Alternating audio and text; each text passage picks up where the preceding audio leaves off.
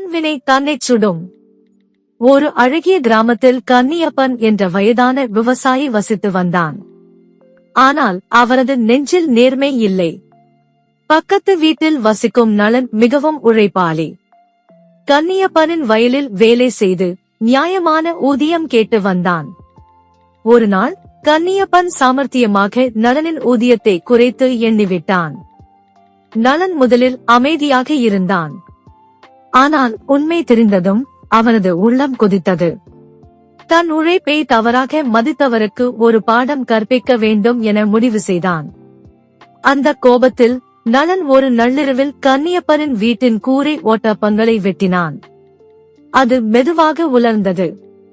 சில நாட்களுக்கு பிறகு ஒரு வெயில்கதிர் அந்த உலர்ந்த ஓட்டத்தை தொட பாம்பு போல தீ பரவியது.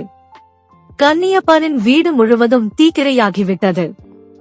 அந்த சாம்பல்களை பார்த்து கொண்டிருந்த கன்னியப்பன் தன் செய்யை உணர்ந்தான். உண்மையில் அவன் செய்த வஞ்சகமே அவனை அழித்தது. நீதி தன் வினை தன்னைச் சுடும், ஓட்டப்பம் வீட்டை சுடும். தீங்கிழைக்கும் மனம் ஒரு நாளாவது தன்னை அழித்தே தீரும்.